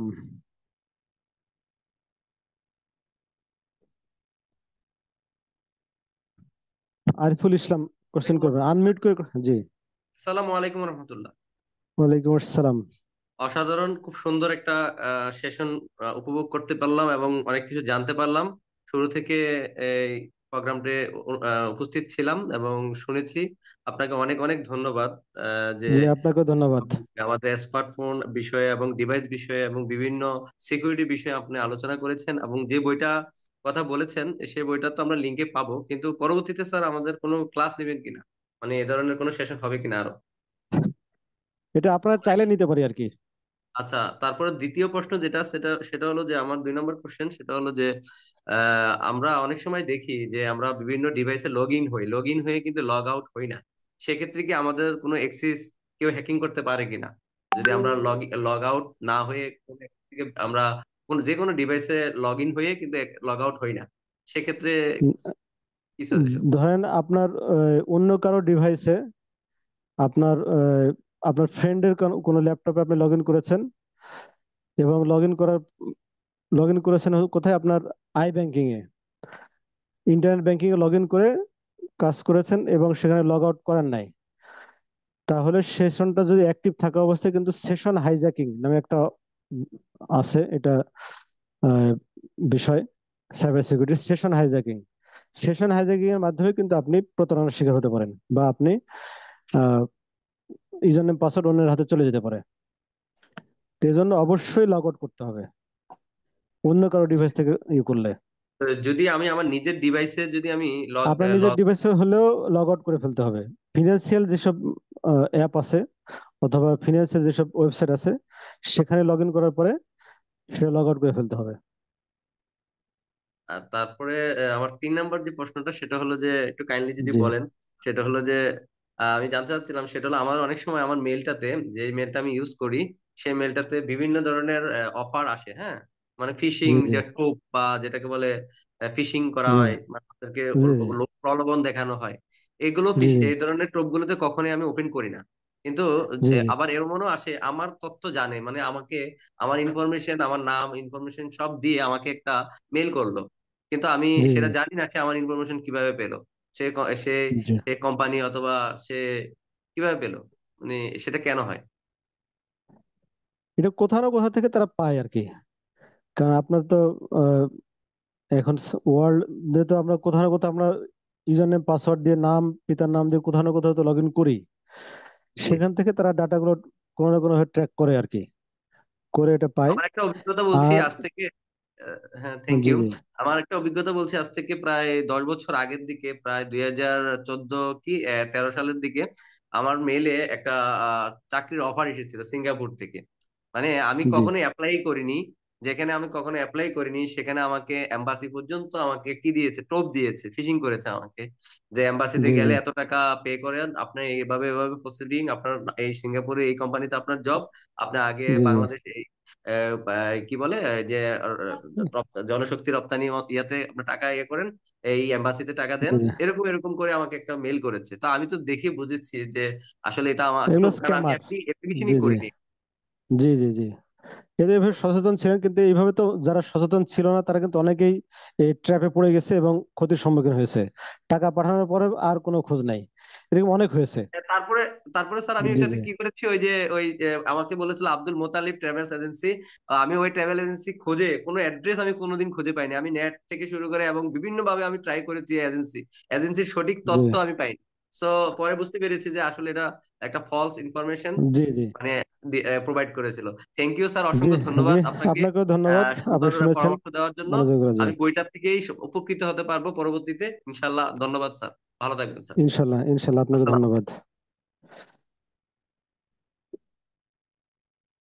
এরপরে গালিব, আপনি আনমিউট করে প্রশ্ন করবেন। গালিব। ভাই আসসালামু আলাইকুম, ভাই কেমন আছেন? আছি ভাই আলহামদুলিল্লাহ। কোশ্চেনটি হচ্ছে যখন আমরা হচ্ছে ফোনে ম্যালওয়্যারের শিকার হই, যেটা এমএস কনসোল দিয়ে আর কি অ্যাটাক করা হয়, এটা উইন্ডোজ অপারেটিং সিস্টেম হলে যেমন এই অ্যাটাক গুলো আর কি হয়ে যায়, এমএস কনসোল দিয়ে যে জি অ্যাটাক গুলো করা হয়। তো জি জি জি অ্যাটাক হওয়ার পরে অ্যান্ড্রয়েড এবং উইন্ডোজ এর ক্ষেত্রে আমরা কি পদক্ষেপ নিতে পারি, মানে একবারে র্যাপিডলি যে অ্যাকশন গুলো নেওয়া যায় এর ভিতরে মানে অন্যতম সেফটি অ্যাটাক, এগুলো আর কি কি হ্যাঁ মানে অ্যাটাক অ্যাটাক একবার যদি, হ্যাঁ এটা অনেক ক্ষেত্রে দেখা যায় র্যানসম অ্যাটাকটা বেশি হয় এসব ক্ষেত্রে। তো অ্যাটাক হওয়ার পরে প্রথম কাজ হচ্ছে এটাকে ডিসকানেক্ট করে ফেলা, ইন্টারনেট থেকে ইন্টারনেট কমপ্লিটলি থেকে। ডিসকানেক্ট, আচ্ছা আচ্ছা। প্রথম কাজ। জি জি। এরপরে এটাকে আপনি অ্যান্টিভাইরাস স্ক্যান করলেন, ফরেনসিক করলেন, আহ অন্য স্টেপ বাই স্টেপ আরো অনেক কাজ আছে, কিন্তু প্রথম কাজ হচ্ছে এটাকে ইন্টারনেট থেকে ডিসকানেক্ট করে ফেলতে হবে, এটা প্রথম কাজ। এই অনেক ক্ষেত্রে জি দেখা যাচ্ছে যে সাপোজ এই অ্যাটাকার হলে যে র্যানসমওয়্যারে অ্যাটাক হচ্ছে, অ্যাটাক হওয়ার পরে জি র্যানসমওয়্যার থেকে রিমুভ হওয়ার জন্য সে অনলাইনে আবার খুঁজছে যে কিভাবে এটাকে র্যানসমওয়্যার থেকে দূরে থাকা যায়। সেক্ষেত্রে দেখা যাচ্ছে যে আহ, অনেকে তখন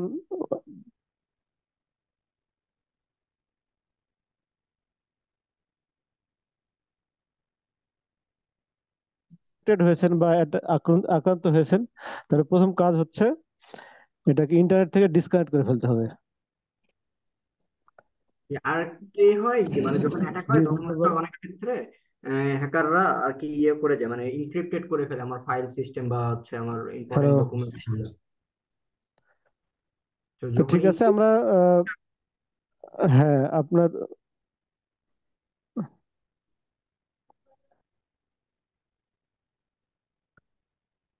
আহ, আপনার কথা স্পষ্ট আসতেছে না। তো আমরা এরপরে গোলাম কিবরিয়া, আপনি কি প্রশ্ন করেছিলেন? প্রশ্ন করে না থাকলে আপনি আনমিউট করে প্রশ্ন করুন। জি, সালাম আলাইকুম। আমি ওয়ালাইকুম গোলাম আসসালাম। কিবরিয়া। জি জি আহ, ভাই আমি একটা প্রশ্ন করতে চাচ্ছিলাম, সেটা হচ্ছে জি আপনি বললেন যে অনেক অ্যাপস যেগুলা আছে সেগুলা বিভিন্ন ধরনের হ্যাকিং এর সাথে সম্পৃক্ত। তো আমি যেটা জি বলতে জি চাচ্ছিলাম যে স্যামসাং সহ ইন্ডিয়ান জি অনেক মোবাইল বর্তমানে বাজারে আছে, ভিভো থেকে শুরু করে আরো অপ্পো টপ্পো হাবি জাবি সব জি আছে। জি জি। ইনবিল্ড ওদের কিছু অ্যাপস অটোমেটিক্যালি দেওয়া থাকে আর কি, যে স্যামসাং সেটের মাধ্যমে। স্টোরে বা ভিভো স্টোরে হ্যাঁ, তারপরে এগুলো হ্যাঁ, থাকে। হ্যাঁ, হ্যাঁ, যে এই মোবাইলগুলো ইন্টার ট্রাস্টেড, এই হ্যাঁ, অ্যাপগুলো ট্রাস্টেড। হ্যাঁ, এটা তো তাদের আচ্ছা, নিজস্ব স্টোর থেকে আসে। কিন্তু আননোন স্টোর থেকে বলতে আপনি ধরেন ইন্টারনেট ব্রাউজ করতেছেন, কোনো ওয়েবসাইটে ভিজিট করতেছেন, করার পাশে একটা পপ আপ আসলো যে আপনি এই অ্যাপ ইনস্টল করলে আপনি অনেক কিছু করতে পারবেন, এরকম কিছু আসলো মনে করেন। তখন কি করলে আপনি ওখানে ক্লিক করে তারা একটা অন্য একটা জায়গায় নিয়ে গেলো তাদের ওয়েবসাইটে, ওখানে যে ওখান থেকে একটা ডাউনলোড করে আপনি অ্যাপ ইনস্টল করে ফেললেন। তো এইটা হচ্ছে হার্মফুল, এটা করা যাবে না। আচ্ছা। জি, আমি বুঝতে পারছি। তো এটা বন্ধ রাখার জি, জন্য হচ্ছে থ্যাংক ইউ ওই ভাই। প্লে স্টোরটা, ওই প্লে স্টোরটা অ্যাপ লক দিয়ে লক করে রাখাটা বেটার। তাহলে অনেক সময় ভুলে ক্লিক করার কারণে অনেক সময় দেখা যাচ্ছে যে আমরা অনেক সময় যারা অ্যাওয়ার আছি, আমার ক্ষেত্রে অনেক সময় হয়ে যায় যে আসলে ভুলে ক্লিক পড়ে যায় ওইরকম পপ আপে, দেখা যাচ্ছে সে আচ্ছা, একটা অ্যাপ ইনস্টল হওয়ার জন্য চলে আসে। তো সেক্ষেত্রে মানে নিয়ম হচ্ছে যে ওই এটা বুঝছি অ্যাপ ভাই, লকটা ওইটা ঠিক চালু আছে, রাখা। ওইটা বুঝছি। আমি শুধু জানতে চাচ্ছিলাম ভাই, এখন পর্যন্ত বাজারে, এখন পর্যন্ত যে মার্কেট থেকে আমরা সাধারণ গ্রাহক যে মোবাইল গুলা কিনছে, আমরা ধরে জি জি। নিচ্ছি এখন পর্যন্ত কোন কোম্পানির বিরুদ্ধে এ ধরনের ম্যালওয়্যার ইনক্লুড না, করে বাজারে কোম্পানি তো, ছাড়ানো হ্যাঁ, হয়নি। কোম্পানির তো সাধারণত তো এইভাবে দেয় না, দেওয়ার কথা আচ্ছা, না আর কি। তারপর ইন্ডিয়ান ইন্ডিয়ান কিছু মানুষজন হয়তো, মানে ইন্ডিয়ান বলা যায় না, না, ট্রাস্টেড করা সেটা যাচ্ছে না। আর সেটা হলো আরেকটা আরেকটু প্রশ্ন, ফার্দার ইস্যু। দ্বিতীয় হ্যাঁ। প্রশ্ন। জি জি দ্বিতীয় প্রশ্নটা হলো, বাংলাদেশ ব্যাংক থেকে আমরা জানি যে বেশ কিছুদিন আগে আম, জি জি অনেক টাকা হ্যাক হয়েছে আর কি, ফিলিপাইনে জি চলে গেছে। ওই টাকাগুলো কি আসছে কিনা, বা এইটার সম্পর্কে এই সাইবার নিরাপত্তা শুধু আমাদের মোবাইল নিয়ে আলোচনা করলেন, কিন্তু জি ওভারঅল জি ব্যাংকিং সেক্টর বাংলাদেশের স্বার্থ সংশ্লিষ্ট বিষয়গুলাও তো জড়িত। এই বিষয়ে আপনি জি দু জি একটি কথা বলবেন সর্বশেষ। ধন্যবাদ। জি। জি, ধন্যবাদ। আসলে বাংলাদেশ ব্যাংকের যেটা হ্যাক হয়েছিল, আমরা যতদূর জানি যে পত্রিকার মাধ্যমে বা বিভিন্ন নিউজের মাধ্যমে যে জেনেছি, সেটা হচ্ছে তারা আসলে তাদের সিস্টেমটা একটা ফিশিং লিংকের মাধ্যমে কিন্তু হ্যাক হয়েছিল। এই যে বারবার এই যে ফিশিং লিংক, এটা আসলে খুবই গুরুত্বপূর্ণ বিষয়। এই ফিশিং লিংকের মাধ্যমে কিন্তু একটা স্প্যামার তাদের সার্ভারে এটা ইনস্টল হয়ে যায় এবং সেখান থেকে কিন্তু আস্তে আস্তে বিভিন্ন জায়গায় ছড়িয়ে পড়ে স্প্যাম, সেখান থেকে এটা হ্যাকিংটা হয়, আমরা মোটা দাগে যেটা জানি আর কি। তো এই জন্য ওই ফিশিং অ্যাটাক সম্বন্ধে আসলে সচেতন হওয়া সবার জরুরি। কোন লিঙ্কটা ফিশিং লিঙ্ক এটা আমাকে চিনতে হবে, জানতে হবে। কোন লিঙ্কে ক্লিক করা উচিত, কোন লিঙ্কে ক্লিক করা উচিত না, এই বিষয়টা জানতেই হবে।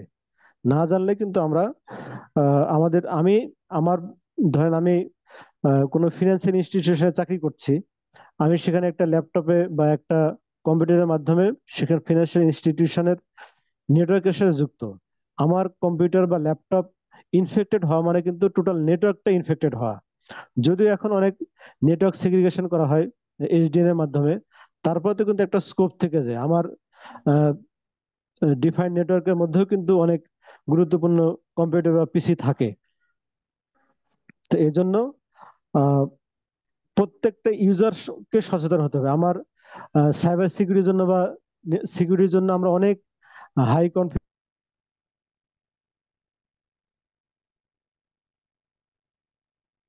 সচেতনতা যদি আপ টু দা মার্ক না হয়, তাহলে কিন্তু টিল নাও আমাদের ইনফেক্টেড হওয়ার সম্ভাবনা আছে। এজন্য সাইবার ওয়ার্ল্ডের একজন ইউজার হিসেবে বা ইনফরমেশন সিস্টেমের একজন ইউজার হিসেবে প্রত্যেকটা ব্যক্তির একটু সচেতন হওয়া উচিত। আমি মনে করি যে আহ, এখন তো সবাই সাইবার ওয়ার্ল্ডের সাথে যুক্ত। আপনি প্রাণ আরএফএল বলেন বা আপনি যে কোনো কোম্পানি বলেন, যে কোম্পানিতে যারা জব করতেছে তারা কিন্তু প্রাণ আরএফএল এর তাদের যে এন্টারপ্রাইজ নেটওয়ার্ক আছে, সবাই কিন্তু এন্টারপ্রাইজ নেটওয়ার্কের সাথে যুক্ত। এই জন্য প্রত্যেকটা ব্যক্তিরই উচিত যে সাইবার সিকিউরিটি সম্বন্ধে সচেতন হয়, নতুবা তারা তাদের দেখা যায় যে টোটাল কোম্পানি ইনফেক্টেড হয়ে যাওয়ার সম্ভাবনা আছে, থাকে আর কি। তো ধন্যবাদ গোলাম কিবরিয়া। এরপরে আমিনুল ইসলাম, আপনি কি কোশ্চেন করেছিলেন?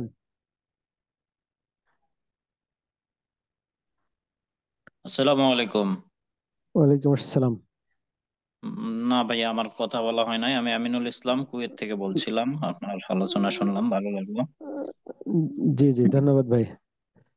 জানার বিষয় একটা, সেটা হচ্ছে যে আমরা ফেসবুকে মানে ফোনে যে অ্যাপস গুলো থাকে আমাদের, বিভিন্ন অ্যাপস জি হয়তো জি বিভিন্ন সময় ইনস্টল করা হলো, এরপরে জি জি। হয়তো সেটা যদি আনইনস্টল করি, এর মধ্যেই কি শেষ, নাকি আসলে মানে তার কার্যকারিতাটা আসলে কি পরিমাণ থাকে? মানে এরকম একটা সমস্যা হয়েছিল যে ইমো হ্যাক করার পরে মনে করলাম যে ইমো যেহেতু হ্যাক হয়ে গেছে, জি জি আমার ইমোটা মানে ইমো এখান থেকে আমি ডিলিট করে দিলাম, কিন্তু আসলে তো জি। ততক্ষণে আমার ইমো নিয়ে নিয়েছে। এরকম অন্যান্য যে অ্যাপস গুলো আমাদের ফোনে থাকে, সেই অ্যাপস গুলো আসলে ইনস্টল করার পরে তাকে আনইনস্টল করলেই কি তার কার্যক্রম মানে কার্যকারিতা শেষ হয়ে যায় কিনা?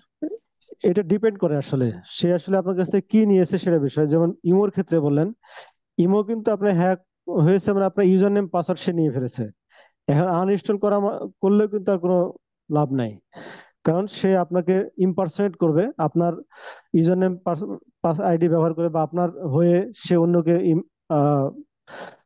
ব্ল্যাকমেল করবে, বা তার কাছে অন্য আনওয়ান্টেড মেসেজ পাঠাবে।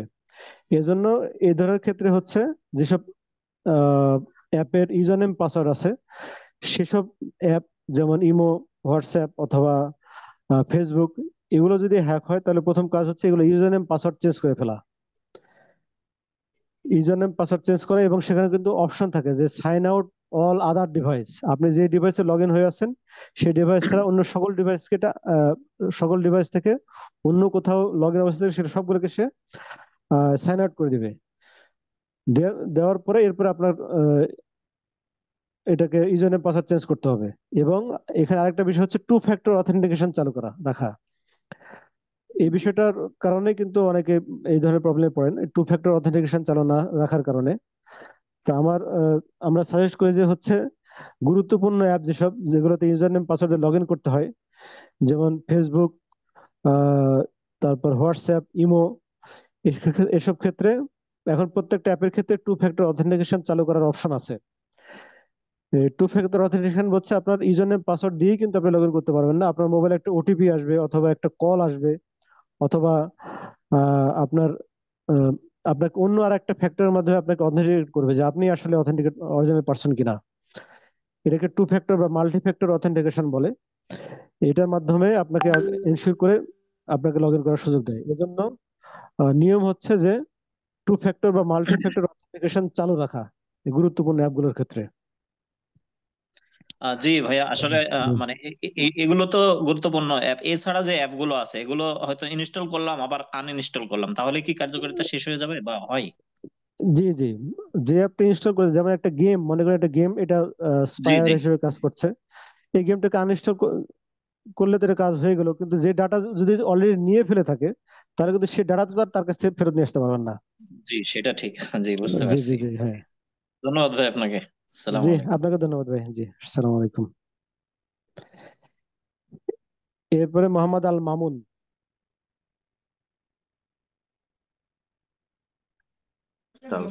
জি, আসসালামু আলাইকুম। ওয়ালাইকুম আসসালাম। জি জি স্যার, আমি বলতে চাচ্ছি যে ফাইন ডিভাইসটা তো একটা সেটে অন করার পরে এটা যদি জি নেটওয়ার্ক মানে ডাটা কানেক্ট না থাকে তাহলে তো ওটা কাজ করে না। এটা কি ডাটা হ্যাঁ, কানেক্ট ছাড়া কি কাজ করে? না, ডাটা কানেক্টর কাজ করে না। জি স্যার, তাহলে তো এটা ডাটা অফ করে দিয়ে তো সেটা আবার করে নিতে পারে যদি কারা চুরি হয়ে যায় বা না, কোনো হয়ে যায়, চুরি হারায় হয়ে যায়। যায়। এটা এটা যদি ডাটা অফ হয়ে যাওয়ার পরে হ্যাঁ, কখনো যদি মোবাইলটা আবার ডাটা অন করে কোনোভাবে, জি তোর সঙ্গে সঙ্গে কিন্তু তার লোকেশন, মানে কোথায় যে অফ হয়েছে, লাস্ট কোথায় যে অফ হয়েছে ডাটা কানেকশন জি সেটা দেখতে পারবেন। এরপরে জি। কোথায় যে অন হয়েছে সেটাও দেখতে পারবেন। আর এটা হচ্ছে যে ইমেলের উপরে নির্ভর করে। জি জি, ইমেলের উপরে নির্ভর করে। জি স্যার। ধন্যবাদ স্যার, আসসালামু আলাইকুম। জি, সবাইকে ধন্যবাদ। আমার মনে হয় যে সবাই আহ, সবার প্রশ্নের অ্যান্সার দিয়েছি। লাস্টে আব্দুর রহমান আরেকবার হ্যান্ড রেজ করেছেন, আপনি কি কোনো কোশ্চেন করবেন?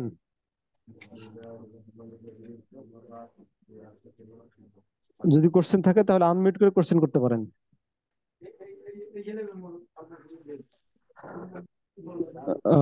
যদি কোনো কোশ্চেন না থাকে তাহলে এখনো 89 জন কানেক্ট আছেন। আপনারা প্রথম থেকে শেষ পর্যন্ত আমার লেকচার শুনেছেন, এজন্য সবাইকে ধন্যবাদ।